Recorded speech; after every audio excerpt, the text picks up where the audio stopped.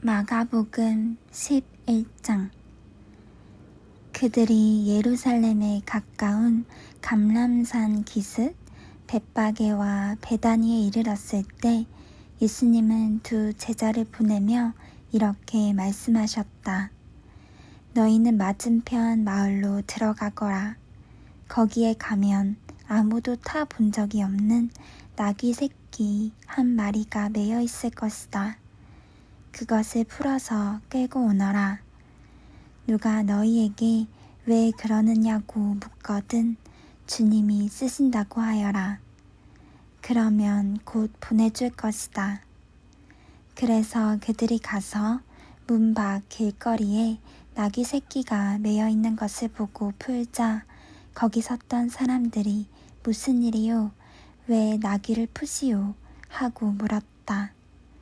제자들이 예수님께 일러주신 대로 대답하자 그들이 허락하였다. 제자들은 나귀 새끼를 예수님께 끌고 와서 자기들의 겉옷을 그 위에 걸쳐두었다. 예수님이 나귀에 올라타시자 많은 사람들이 겉옷을 벗어 길에 펴기도 하고 들에서 푸른 나뭇가지를 꺾어다 길에 깔기도 하였다. 그리고 예수님을 앞뒤로 에워싸고 가는 군중들은 호산나 주의 이름으로 오시는 분에게 찬양을, 앞으로 올 우리 조상 다윗의 나라여 가장 높은 곳에서 호산나 하고 환호성을 올렸다. 그 길로 예루살렘에 도착하신 예수님은 성전에 들어가 모든 것을 둘러보시고 이미 날이 저물었으므로 12 제자와 함께 베다니로 나가셨다. 이튿날 그들이 베다니를 떠날 때 예수님은 시장하셨다. 약간 떨어진 곳에 마침 잎이 무성한 무화과나무 한 그루가 있는 것을 보시고 예수님은 혹시 열매가 있는지 보려고 가셨으나 아직 무화과 철이 아니어서 잎사귀 뿐이었다. 그래서 예수님은 그 나무를 향해 사람이 내게서 다시는 열매를 따먹지 못할 것이다 하고 말씀하셨다. 그리고 제자들도 예수님이 그렇게 말씀하시는 소리를 들었다. 예루살렘에 이르시자 예수님은 성전에 들어가 거기서 매매하는 사람들을 다 쫓아내시고 돈 바꿔주는 사람들의 상과 비둘기 파는 사람들의 의자를 둘러 엎으셨다. 그리고 예수님은 아무도 물건을 가지고 성전 안으로 지나다니지 못하게 하시고 그들에게 내 성전은 모든 민족의 기도하는 집이다 라고 성경에 쓰여 있는데 너희는 이 집을 강도의 소굴로 만들었다 하고 말씀하셨다. 대제사장들과 율법학자들은 이 말을 듣고 예수님을 죽일 방법을 의논하였다. 이것은 모든 사람들이 예수님의 가르치심에 놀라므로 그들이 예수님을 두려워했기 때문이었다. 날이 저물자 예수님의 일행은 다시 성 밖으로 나갔다. 다음 날 아침 그들은 길을 가다가 예수님이 저주한 무화과 나무가 뿌리째 마른 것을 보았다. 이때 베드로가 예수님의 말씀이 생각나서 선생님 저것 좀 보십시오. 어제 저주하신 무화과 나무가 말라버렸습니다. 하자 예수님이 제자들에게 이렇게 말씀하셨다. 하나님을 믿어라. 내가 분명히 말하지만 누구든지 이 산을 향해 땅에서 들려 바다에 빠져라 하며 마음속으로 의심하지 않고 자기가 말하는 것이 반드시 이루어질 것이라고 믿으면 그대로 될 것이다. 그러므로 내가 너희에게 말한다. 너희가 기도하고 구하는 것은 무엇이든지 받은 줄로 믿어라. 그러면 그대로 될 것이다. 너희가 서서 기도할 때 어떤 사람과 서로 마음 상한 일이 있거든 용서해 주어라. 그러면 하늘에 계신 너희 아버지께서도 너희 잘못을 용서해 주실 것이다. 그러나 너희가 용서해 주지 않으면 하늘에 계신 너희 아버지께서도 너희 잘못을 용서해 주시지 않을 것이다. 그들은 다시 예루살렘에 들어갔다. 예수님이 성전 뜰을 거니실 때 대제사장들과 율법학자들과 장로들이 와서 당신은 무슨 권한으로 이런 일을 하고 있소? 누가 당신에게 이런 권한을 주었소? 하고 따져 물었다. 그때 예수님이 대답하셨다. 나도 한 가지 묻겠는데 너희가 대답하면 내가 무슨 권한으로 이런 일을 하는지 말하겠다. 요한의 세례가 하나님에게서 왔느냐 아니면 사람에게서 왔느냐 말해보아라. 그러자 그들은 만일 하나님에게서 왔다고 하면 왜 그를 믿지 않았느냐 할 것이고, 그렇다고 사람에게서 왔다고 하자니 모든 사람들이 요한을 예언자로 여기고 있으므로 백성들이 두렵다 하고 서로 의논하다가 우리는 모르겠소 하고 대답하였다. 그래서 예수님은 그들에게 나도 무슨 권한으로 이런 일을 하는지 말하지 않겠다 하고 말씀하셨다. 12장. 그러고서 예수님은 비유를 들어 그들에게 말씀하셨다. 어떤 사람이 포도원을 만들고 둘레에 울타리를 치고 포도즙 틀을 놓을 구덩이를 파고 망대를 세운 후 농부들에게 새로 주고 멀리 여행을 떠났다. 포도철이 되어 주인은 자기 몫의 포도를 받아오라고 한 종을 소작인들에게 보냈다. 그러나 그들은 그 종을 잡아 때리고 그냥 돌려보냈다. 주인은 다시 다른 종을 보냈으나 소작인들은 그의 머리를 때려 상처를 입히고 갖은 모욕을 하였다. 주인이 또 다른 종을 보냈으나 그들은 그 종을 죽여버렸다. 주인이 더 많은 종들을 보냈지만 소작인들은 그들을 때리고 더러는 죽이기까지 하였다. 주인에게는 이제 보낼 사람이 하나밖에 없었는데 그는 바로 자기가 사랑하는 아들이었다. 마지막으로 주인은 자기 아들을 보내며 그들이 내 아들은 존경하겠지 하였으나 소작인들은 이 사람은 상속자이다. 자, 죽여버리자. 그러면 그의 유산이 우리 것이 될 것이다.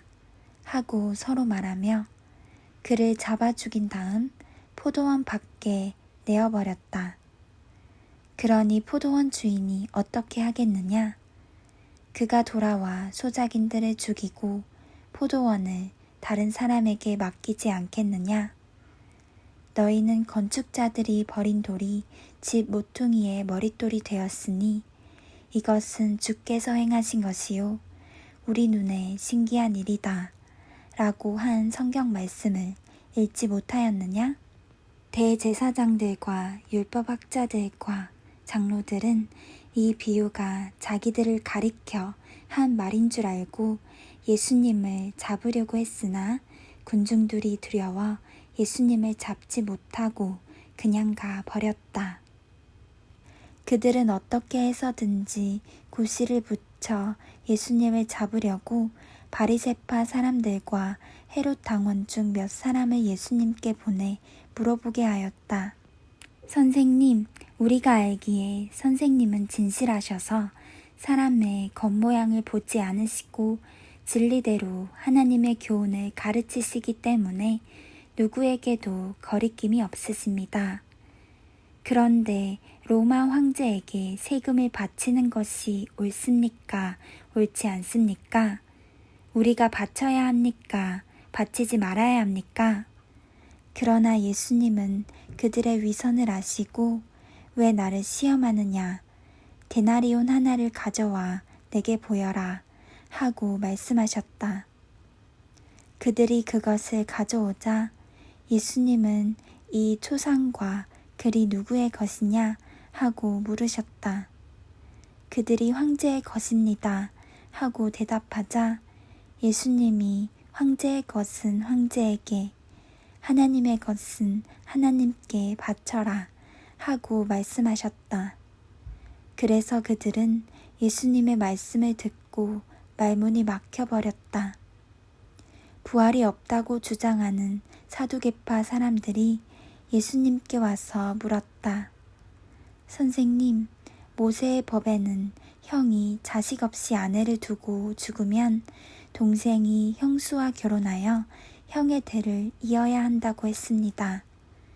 어느 곳에 7 형제가 있었는데 마치 결혼해 살다가 자식 없이 죽었습니다. 그리고 둘째가 형수와 살다가 자식 없이 죽고 셋째도 그랬으며 7이 모두 그렇게 자식 없이 죽고 맨 나중에 그 여자도 죽었습니다. 이렇게 7 형제가 모두 한 여자와 살았으니 부활 때 그 여자는 누구의 아내가 되겠습니까? 그래서 예수님은 그들에게 이렇게 대답하셨다. 너희가 성경과 하나님의 능력을 모르기 때문에 잘못 생각하고 있는 것이 아니냐. 사람이 죽었다가 다시 살아날 때는 장가도 시집도 안 가며 하늘의 천사들과 같이 된다. 너희는 죽은 사람들의 부활에 대하여 모세의 떨기나무 기사에서 하나님이 모세에게 나는 아브라함의 하나님, 이삭의 하나님, 야곱의 하나님이다 라고 하신 말씀을 읽어보지 못했느냐? 하나님은 죽은 사람들의 하나님이 아니라 살아있는 사람들의 하나님이시다. 너희는 크게 잘못 생각하고 있다. 곁에서 듣고 있던 한 율법학자가 예수님이 대답을 잘하시는 것을 보고 모든 계명 중에 제일 중요한 것이 어느 계명입니까? 하고 물었다. 그러자 예수님은 이렇게 대답하셨다. 가장 중요한 계명은 이것이다. 이스라엘 사람들아 들어라. 우리 주 하나님은 단 한 분밖에 없는 주이시다. 너는 마음을 다하고 정성을 다하고 뜻을 다하고 힘을 다하여 주 너의 하나님을 사랑하라. 그리고 둘째로 중요한 것은 내 이웃을 내 몸과 같이 사랑하라는 계명이다. 이 2 계명보다 더 큰 계명은 없다. 그러자 그 율법학자는 선생님, 옳습니다. 하나님은 한 분이시며 그 외에 다른 신은 없다는 말씀이 맞습니다. 그리고 마음을 다하고 뜻을 다하고 힘을 다하여 하나님을 사랑하는 것과 이웃을 자기 몸과 같이 사랑하는 것이 짐승을 불에 태워 바치는 모든 제물과 그 밖의 여러 제물보다 낫습니다. 하고 대답하였다. 예수님은 그가 지혜롭게 대답하는 것을 보시고 내게는 하나님의 나라가 멀지 않다 하고 말씀하셨다. 그 후부터는 감히 예수님께 묻는 사람이 없었다. 예수님은 성전에서 가르치실 때 이렇게 말씀하셨다. 왜 율법학자들이 그리스도를 다윗의 후손이라고 하느냐? 다윗이 성령님의 감동을 받아 하나님이 나의 주님에게 말씀하셨다. 내가 내 원수들을 내 발 앞에 굴복시킬 때까지 너는 내 오른편에 앉아 있거라 하였다. 다윗 자신이 그리스도를 주라고 불렀는데 어떻게 그리스도가 다윗의 후손이 되겠느냐? 이때 군중들은 예수님의 말씀을 귀담아 듣고 있었다. 예수님은 또 이렇게 가르치셨다. 율법학자들을 주의하여라. 그들은 긴 옷을 입고 다니기를 좋아하고 시장에서 인사받는 것과 회당의 높은 자리와 잔치 자리의 특석을 좋아한다. 그들은 과부의 재산을 가로채고 사람들 앞에서 거룩하게 보이려고 길게 기도한다. 이런 사람들은 더욱 무서운 심판을 받게 될 것이다. 예수님은 헌금함 맞은편에 앉아서 사람들이 헌금하는 것을 보고 계셨다. 여러 부자들이 와서 저마다 많은 돈을 넣었는데 한 가난한 과부는 렙돈 2푼, 곧 한 고드란트를 넣었다. 그러자 예수님은 제자들을 가까이 불러 말씀하셨다. 내가 분명히 말하지만 이 가난한 과부가 헌금함에 돈을 넣은 다른 모든 사람보다 더 많이 헌금하였다. 그들은 모두 넉넉한 데서 헌금하였으나 이 과부는 가난한 중에서도 자기 생활비 전부를 바쳤다.